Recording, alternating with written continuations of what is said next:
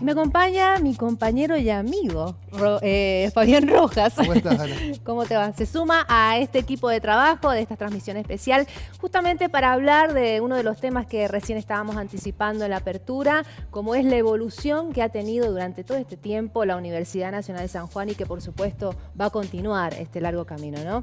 Para eso hemos invitado a referentes de la provincia, especialistas en el tema, en la historia, en los orígenes de la Universidad Nacional de San Juan, como es el profesor Eduardo Peñafort, que es ex docente e investigador de la Facultad de Filosofía, Humanidades y Artes de la Universidad Nacional de San Juan, y Natalia Werman, también docente e investigadora de esta universidad. Buenas noches y bienvenidos para ambos. Muchas gracias, buenas noches. ¿Cómo andas? Muy bien, muy bien. Bueno, iniciar esta charla haciendo un poco de memoria, ¿no? De cómo fueron esos inicios de la Universidad Nacional de San Juan, la universidad pública, cómo se gestó esa creación y cuáles fueron algunos de los personajes que estuvieron interviniendo, digamos, justamente en esta creación. Es muy interesante la historia de la Universidad de San Juan porque articula tres grandes movimientos que se produjeron en la década del 60. Primero, la revolución educativa mundial que implicó la reforma de todo el sistema educativo en el mundo a partir de la creación de nuevos métodos, nuevas instituciones, porque se genera después de la Segunda Guerra Mundial una sociedad de masas franca que había que darle una respuesta. El otro es un movimiento latinoamericano que afectó profundamente a Argentina, que fue la democratización de la universidad y de los estudios superiores, y esa democratización implicó la creación, primero la reforma de la enseñanza secundaria y luego la creación de un nuevo sistema universitario, que había que darle respuesta. El efecto, quienes provocan esta democratización, en Argentina se había dado en la década del 50, pero los problemas que se había planteado la democratización empiezan a aparecer con gran claridad en la década del 60. Tuvo un cambio de paradigma, de pensamiento. Totalmente, porque ya no era la universidad dirigida a un grupo social delimitado, sino para toda la comunidad. Digamos que no era una universidad de élite. No era universidad de élite. Tampoco antes estaba pensado tal vez como élite, sino para grupos limitados profesionales, donde la universidad, su actividad cultural estaba restringida. En cambio, se vuelve la institución, la que consagra el ámbito cultural en la década del 60, y esto implica una reforma del sistema universitario. Y en San Juan tiene un particularísimo interés cómo se va generando la necesidad de la universidad. Eso quería hacer hincapié, Eduardo, porque bueno, sabemos que hubo un movimiento muy importante acá en la provincia que incluso, bueno, digamos, en los embriones de la Universidad Nacional de San Juan, hasta viajaron a Buenos Aires, se entrevistaron con el presidente de facto, creo que estaba Lanusse. Fue una movida muy nutrida y muy voluntariosa y bueno, obtuvieron sus logros, ¿no? Pero eso ya fue la sombra larga de acciones que se habían iniciado en la década del 50 Había iniciado antes. y Habían 60. antecedentes de... Lo importante, creo, de rescatar en este movimiento provincial es cómo la educación o el nivel medio de alguna manera alcanza su máximo nivel de donación en la década del 50, y empieza a aparecer una fuerte necesidad de estudios superiores en San Juan, justamente porque ya al ser masiva la universidad, no todas las familias podían mandar sus hijos afuera. Y además, desde el año 43, que estaba la Universidad de Cuyo, acá funcionaban nada más que ingeniería y ciencias exactas y arquitectura. Mientras que para todos los restantes campos del saber había que desplazarse. Entonces surge una inquietud muy fuerte desde el gobierno de Américo García en el año 58 y se agudiza en el gobierno de Leopoldo Bravo. Es decir, en el campo artístico y en el campo de las humanidades, que son por supuesto los campos que yo manejo con mayor fluidez, la gran revolución o la gran fractura artística la produce el gobierno de Américo García cuando la Dirección Provincial de Cultura, a cargo de Rufino Martínez, crea los institutos de arte. Estos institutos, o legitima estos institutos de arte. Desde el siglo XIX que no había una enseñanza artística sistemática, la gran maestra de arte había sido Celia Torres, una mulata, hija del pintor Gregorio Torres, que crea la primera escuela a fines del siglo XIX. Pero luego no había habido ninguna escuela sistemática, ¿no? Las primeras egresadas, Jane Volpianchi, la señora Virginia Orantes, egresan en la década del 20 de la Escuela de Artes Decorativas de Buenos Aires, pero esta necesidad de una formación artística surge con mucha fuerza en la década del 50, donde hay una asociación, Refugio, que crea una escuela privada que funcionó en donde era el Hotel Sussex, que ahora es la legislatura. Pero Rufino Martínez, como el primer director, fue el que asume la creación de estos institutos de arte que finalmente en el año 60 se crea el ISA, el Instituto Superior de Arte, pero también se crea la Escuela de Música, digamos, todas las dependencias de la Escuela de Música, y Teatro y Canto.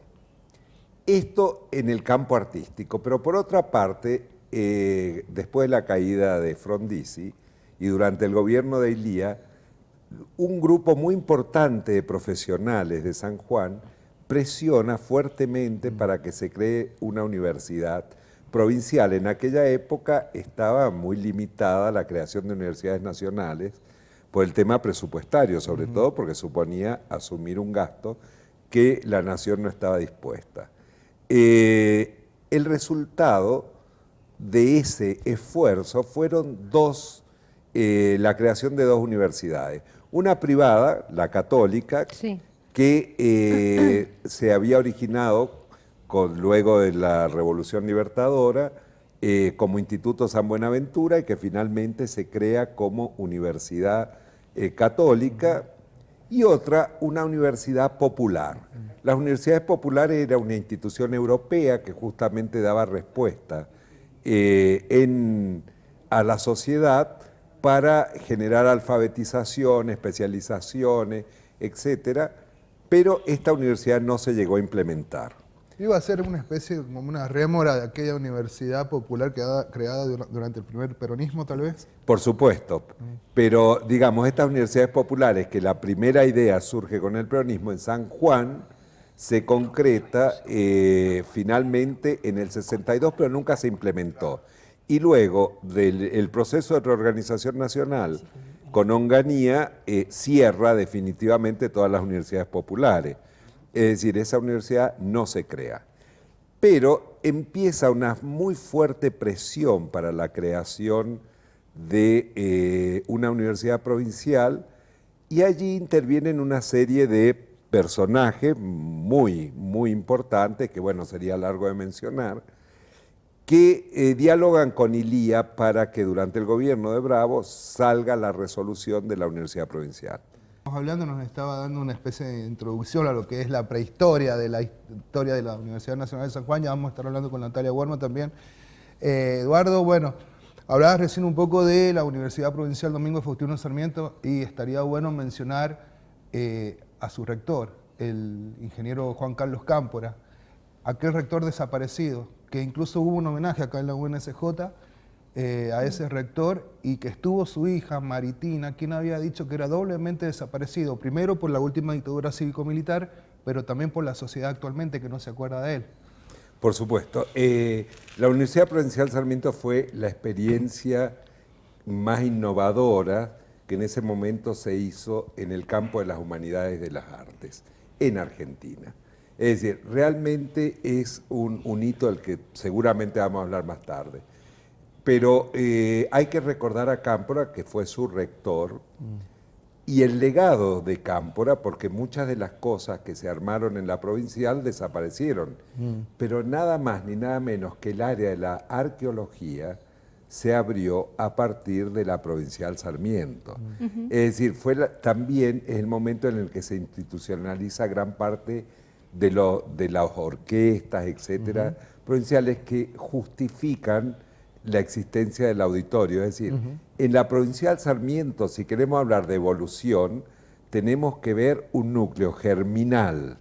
Primero, la experiencia pedagógica del ciclo preliminar del que quiero hablar, porque es inolvidable y además fue la base de algunos de los proyectos educativos posteriores en Estados Unidos y de algunos eventos culturales mundiales de importancia indiscutida. Pero hay que reconocer al doctor Cámpora, además de la conducción de la Universidad Provincial Sarmiento, el legado de abrir el área arqueológica en San Juan, que estaba totalmente abandonado, desde alambrar Ischigualasto para que no se robaran restos, hasta crear el instituto que dirigió, que actualmente es el Instituto Gambier. Claro. Natalia, ¿qué significó justamente la creación de esta universidad pública, gratuita, acá en la provincia de San Juan? Bueno, en principio, antes quería destacar algunas cuestiones de esta gesta. Por un lado, la creación no desde cero, digamos, en el vacío, como quizás puede suceder con alguna de las últimas universidades que se han creado, sino la articulación de instituciones ya existentes, por ejemplo, los 3 colegios preuniversitarios que estaban en ese inicio ya y que se articulan dentro de la universidad. Ahí creo que es muy valioso esos esfuerzos articuladores, digamos, y por otro lado el impulso federalizador, digamos, o federalizante en el marco de la historia de las universidades argentinas o del sistema universitario, porque nuestra universidad es relativamente joven y quizás ahora, no sé, puedo decir un poco más tranquilos con el clima político nacional, porque la verdad es que en los últimos años hemos estado como atajando múltiples penales todo el tiempo y atendiendo a muchos frentes, y por ahí no hemos tenido el respiro para ponernos a pensar qué implica ese impulso democratizador que ha tenido sus vaivenes, tanto con estas condiciones quizás económicas y sociales de crisis, o también lo que sucedió en las dictaduras, estos procesos quizás interrumpidos o con altibajos, que a mí me da la sensación de que hoy estamos en un momento en donde realmente como institución tenemos cierta madurez para plantearnos no solo hacia el interior de la universidad, sino sobre todo como eje fundamental la relación o la articulación con la sociedad, que tampoco es la mejor manera de expresarlo, porque muchos de los sentidos que le asignamos tiene que ver como que estamos fuera, esto de vinculación con el medio, como si no fuésemos parte de ese medio, o hablar de la extensión, que suena como una especie de prótesis, claro, que nosotros tenemos los saberes expertos y que otros saberes legos, inexpertos, o esa nebulosa que es la doxa, tiene menos estatus. Me parece que una de las cuestiones que más nos tenemos que replantear en términos de democratización, que puede ser un vector para pensar la evolución, tiene que ver con esa relación, con esa visibilización, articulación de otros saberes, de otros modos de abordar el conocimiento, de otros abordajes pedagógicos también, porque hacia el interior del aula también estamos en crisis. Los estudiantes tienen saberes que nosotros no tenemos y necesitamos también repensar esa relación que es política, es una relación de poder.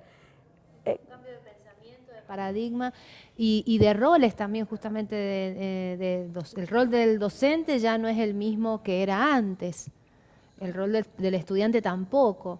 ¿Cómo ha ido progresando o evolucionando esos diferentes roles? Pero a la vez también, claro, es interesante lo que decías también, esto de plantearse esta democratización de la universidad y de qué manera esto que decías vos, la vinculación con el medio, que también está bien planteárselo, si es lícito hablar de vinculación con el medio como si no estuviéramos en el medio. Pero así todo, Natalia, creo que Sí, en los últimos tiempos hay una especie de proceso donde se le da más importancia o la verdadera importancia a la parte de afuera de la universidad, en esta comunicación, ¿no? En esta ida y vuelta de saberes, y no que sea un saber vertical bajado, entre comillas, hacia la comunidad, sino este ida y vuelta, ¿no? Que esa retroalimentación es importantísima también, entre la academia, entre la universidad y entre la sociedad. Creo que en los últimos tiempos ha habido como una vuelta de tuerca en eso. Sí, yo creo que tiene que ver con estos procesos de los que hablaba Eduardo, truncados de la Universidad Popular. Ese proyecto de Universidad Popular, que por un montón de factores que también son largos de explicar, quedaron truncados, han como reemergido, como estaban ahí subyacentes y vuelve a aparecer este concepto. Y empezamos a pensar en cuáles son los ejes que atraviesan esa universidad popular. Me parece que este año, estos últimos años, tanto el centenario de la reforma universitaria en un clima nacional bastante complicado, porque recordemos que parece como casi una especie de coincidencia extraña que se dieran tomas en distintas universidades de nuestro país justo en el año del centenario, y después también los 70 años de la gratuidad, han como revuelto cosas que estaban ahí en una capa por debajo, y me parece que necesitamos encontrar la manera de que cristalicen o por ahí plantearnos, no sé, yo le digo como las taras modernas, esta cuestión de las demarcaciones disciplinares o de la estructura jerárquica arbórea de la universidad, que tanto daño nos hace en la cotidianeidad hasta del aula. La manera en que está organizada sigue siendo tipo clase magistral. Nosotros, bueno, yo trabajo en la Facultad de Arquitectura y muchas de las asignaturas tienen modalidad de taller. Creo que ahí hay mucho que aprender, de trabajar junto con los alumnos, de trabajar en una relación más horizontal. Me parece que hay que repensar todo, hasta qué tipo de sillas, qué tipo de mesas, si usamos el pizarrón, si usamos el proyector, si usamos la tiza. A veces las condiciones materiales están naturalizadas y son justamente las que no nos dejan replantearnos las relaciones de poder. Sin duda, Se creen Natalia. que son la única manera. Ya vamos a seguir conversando de este tema muy interesante, Natalia. Bueno, de extensión hablábamos recién un poquito y justamente... bueno, hay un órgano, una nueva institución de la UNSJ en realidad que se llama Consejo Asesor Indígena, que fue creado en diciembre pasado. El año pasado. Exactamente, el Consejo Superior de la UNSJ lo creó. La primera sesión fue en el edificio de la Universidad Nacional de San Juan, en el edificio central. Participaron todas las comunidades indígenas de la provincia. Y lo importante es que la segunda sesión se dio directamente en territorio. Esto fue en el ENCON, fue el viernes pasado. Bueno, estuvieron ahí reunidos con gente de la comunidad cacique talquenca, pero bueno, también aprovechamos para hacer otro tipo de notas y, por ejemplo, hay problemática, la falta de agua, la sequía que hay allá en el Encón.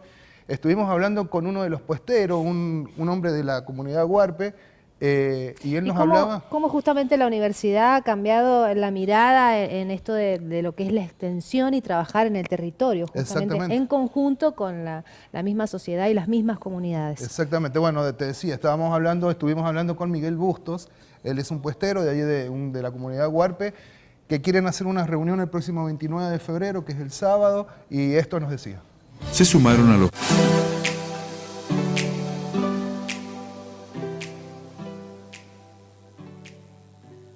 Tenemos una reunión, un encuentro el día 29 de febrero por el tema de contra las sequías de las lagunas de Guanacache. Y hemos invitado a los caciques y jefes de las comunidades vecinas y vecinos también que se quieran convocar, y algunas organizaciones también que quieran. Y el agua del río hace como 10 años que se empezó a cortar. Y por ahí viene, capaz que venga 2 o 3 meses y se vuelve a cortar un par de meses otra vez, 4 o 5 meses, y vuelve a venir 2 o 3 meses y así estamos. Y cuando se acaba el agua del río tenemos que hacer el pozo balde en el lecho del río, que saca aguas mejores para el consumo de los animales, pero son pocas las aguas. O sea, no da abasto para la crianza de animales. No da abasto para la crianza de animales. Y si usted cava fuera del río, son saladas las aguas. Y los animales cuando toman 2 o 3 meses ya se empiezan a morir por las malas aguas, y los campos malos también, que no llueve y no viene agua en el río. Porque en esa parte el agua riega, son ciénagos, como humedal. Y cuando viene el agua del río riega y se pone hermosa la comida. Pero si no viene agua se seca todo, no queda nada. Acá las tormentas se arman al sur, al lado de Mendoza. Y aparecen los aviones rompetormentas y se desarman las tormentas, no llueve nada.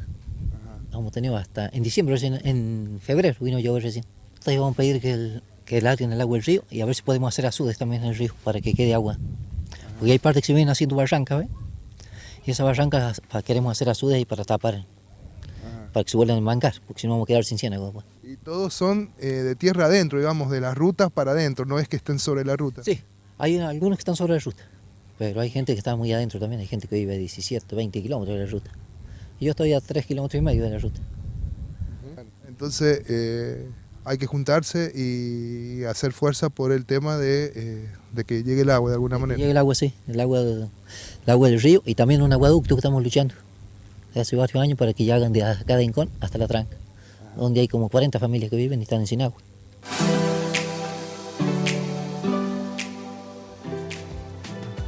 Muy bien, continuamos con este tema tan interesante que hemos aprovechado la oportunidad de hablar, que es sobre la evolución de la Universidad Nacional de San Juan. Y nos quedamos en esto de que cómo cambia el aula, la parte edilicia y qué es lo que significa todo esto. Se cambia el concepto de trabajar en conjunto con los alumnos y docentes, la modalidad taller.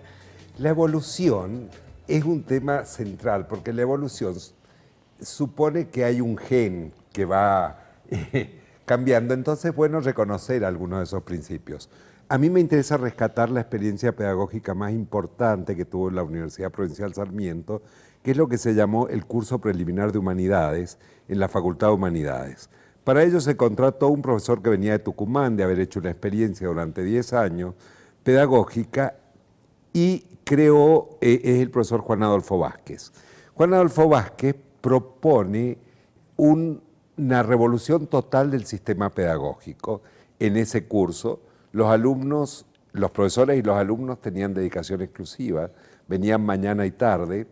Él se había basado en un famoso sistema de formación de humanidades en Anápolis, en Estados Unidos, que toda la carrera era leer 100 libros de la cultura occidental, y oriental e indígena. Es decir, toda la carrera era eso. Pero los profesores, en esa época, algunos de ellos compañeros míos posteriormente, como Rosa Licata, otros queridísimos profesores como fue el Maestrabú, vinieron, estuvo Elina Cuervo, etc. El sistema era el siguiente: profesores y alumnos asistían a todas las clases. Y los profesores, Rosa Licata, por ejemplo, decía, como profesor lo que nos enseñó Vázquez era escuchar, porque a nosotros nos forman para ser decidores y no para ser escuchadores, pero escuchadores de los colegas, discutidores de los colegas y de los alumnos. Entonces, a la mañana se daban los temas y a la tarde se hacían los seminarios, venían especialistas que daban determinados temas, pero ser profesor significaba escuchar a los colegas y significaba dialogar con los colegas. Esta experiencia se completó una sola cohorte, cerró porque en el 66 terminó, se cerró con Onganía, se cerró el proyecto, pero dejó una serie de elementos. Por ejemplo, para ese sistema, que luego es el que aplicó el doctor Adolfo Vázquez en Pittsburgh, hasta su muerte, que fue toda la revolución pedagógica de Pittsburgh en la Universidad Norteamericana, en los institutos de culturas aborígenes. El ciclo tenía 2 años, el primero dedicado a cultura de Oriente, Medio Oriente y Europa hasta el medioevo, y el segundo, culturas prehispánicas americanas, modernidad y contemporaneidad. Es decir, tomaban los grandes hitos, desde el Corán al Popol Vuh, digamos, y se discutía entre todos los profesores que venían a dar estas explicaciones. Este concepto integral de una producción de conocimiento y no repetición es exactamente el concepto de taller que creo que habría que rescatar. Y el segundo fue, en ese momento, la necesidad de las bibliotecas.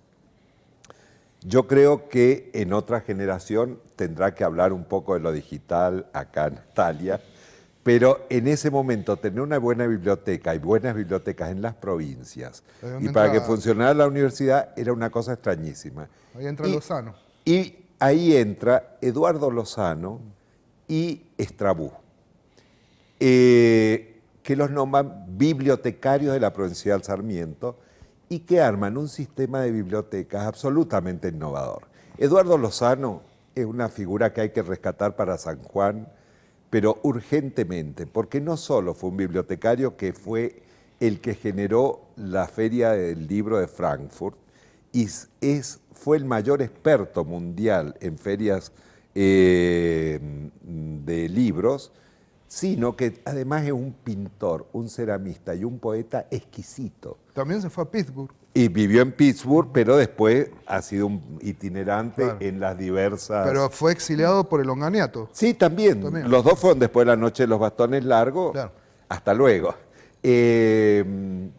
Pero es muy importante rescatar la figura de él porque desde Lozano nucleó el grupo, inclusive arquitectos como Federica Rosenthal, toda esta gente que vino a la nacional y permitió el diálogo entre la nacional y la provincial en el plano artístico. Pero además es un ceramista maravilloso y un exquisito poeta, que en este momento es muy reconocido en Estados Unidos. Y en San Juan no olvidamos que estuvo acá y que es parte del gen de la universidad. Pero claro, hoy todo el sistema libro está superado y espero acá que Natalia cuente y analice los efectos, pero no hay que olvidarse la necesidad de este sistema que se creó y el rescate de estos personajes excepcionales que estuvieron en San Juan, vivieron en San Juan y crearon en San Juan. Ha quedado algo ahí en el tintero que tiene que ver con la actualidad y de la pedagogía, las aulas, cómo se están manejando con el tema de las nuevas tecnologías, las tecnologías de la comunicación y la información. ¿Ha habido un cambio de paradigma con eso? ¿Cómo se está comportando esta nueva realidad, Natalia? Bueno, en principio yo creo que un poco, a ver, quizás es la combinación de la explosión de lo digital y del acceso a la información y también de una coyuntura en donde se ha radicalizado como el pensamiento único neoliberal, entonces en el marco del mercado también tiene que ver con esta vorágine, digamos, en la que de repente nos vemos inmersos y que marca la ruptura definitiva, la piña final quizás, ojalá, al modelo de educación bancaria, que así le llama Freire, de el estudiante como tabula rasa, en donde yo voy e inserto, deposito los conocimientos.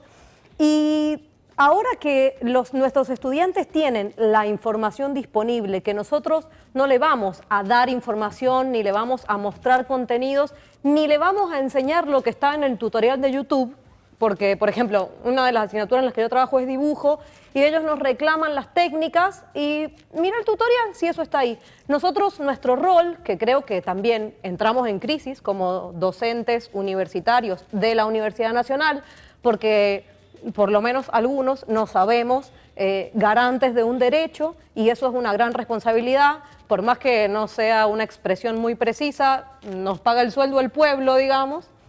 Entonces, ante esa sacudida de, bueno, ¿para qué estamos? Si ya no podemos darles información.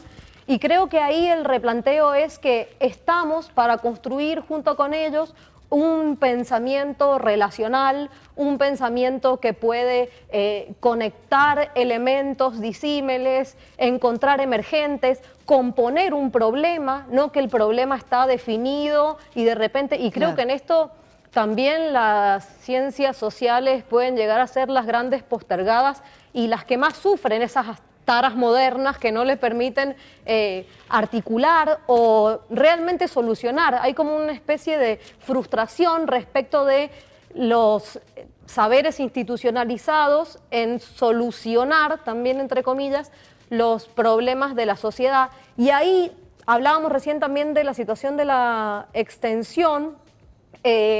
Una cuestión es que hablar de investigación y de extensión por separado también es otra tara, otro cajoncito de esos de lo que no podemos salir, porque no podemos seguir pensando en un modelo de financiamiento estatal de la ciencia básica y de este impulso, empuje de la ciencia y la tecnología como motor del progreso, del desarrollo, que también implica cuestionar los sentidos del término evolución, porque estamos quedados en el tiempo, estamos quedados en una matriz que nos fue impuesta y que hoy por hoy tenemos la responsabilidad de ir a buscar eso que esa matriz invisibilizó, que esa matriz está postergando. Me parece que hoy el rol del docente va por ahí. También el desafío, ahora hace poco en nuestra universidad se ha creado el sistema de educación a distancia y eso nos plantea, sobre todo a las nuevas generaciones de docentes, otros modos de relacionarnos a través de otros entornos, a través de otras plataformas, ya no desde este lugar de el enunciador que simplemente, por ahí a mí me da la sensación de que como a todos nos encanta tener público, también nos abusamos de nuestra jerarquía en la institución para simplemente usar a los estudiantes de público. Y eso es un abuso de poder. Las nuevas tecnologías, de alguna manera, nos sacuden a los docentes porque nos ponen en otro lugar, en que hay otro pensamiento o, digamos, a ver, me animo a decir que la revolución será epistemológica o no será, porque va por ahí, va por construir otros modos de comprender y de practicar quizás la relación que tenemos con nuestras propias prácticas de conocimiento. Yo quiero hacer la última consulta muy cortito, por favor, a los dos. En esto de la evolución puede ser también una materia pendiente, esto porque por ahí se ha puesto en cuestionamiento por ahí el eurocentrismo de las ciencias, ¿no? Esto del pensamiento nacional o más latinoamericanista dentro de la Universidad Argentina vendría siendo como una materia pendiente o tal vez en la UNSJ también. Bueno, creo que es un poco peligroso a veces hablar de lo latinoamericano porque, bueno, porque es peligrosa la lógica de la representación en realidad y porque si tenemos que decir algo que nos caracteriza es la heterogeneidad.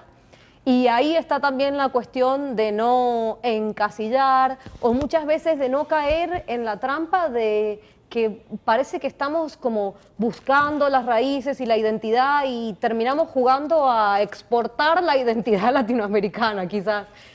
Por ahí es un tema que tiene trampas, como no sé, yo planteo ahí la advertencia respecto Eduardo. a eso. Natalia planteó recién un tema central que fue que nos tocó celebrar la reforma del 18 y la gratuidad de la enseñanza bajo un sistema neoliberal totalmente pleno.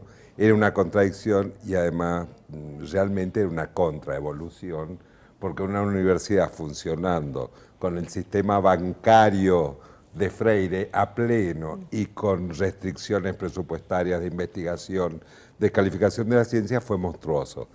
Yo diría que en este momento lo latinoamericano, como geopolíticamente hablando, atraviesa una crisis cuya contradicción fundamental es con el neoliberalismo.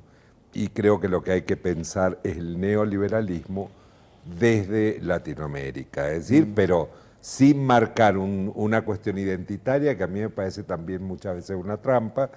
El canon científico, un canon sacrificial, digamos, de alguna manera se sacrifican cosas y hay que rescatar lo sacrificado, pero más allá de esto me parece que hay que tener muy en claro que la contradicción principal en este momento es con el neoliberalismo, aunque la universidad todavía no tome conciencia de él.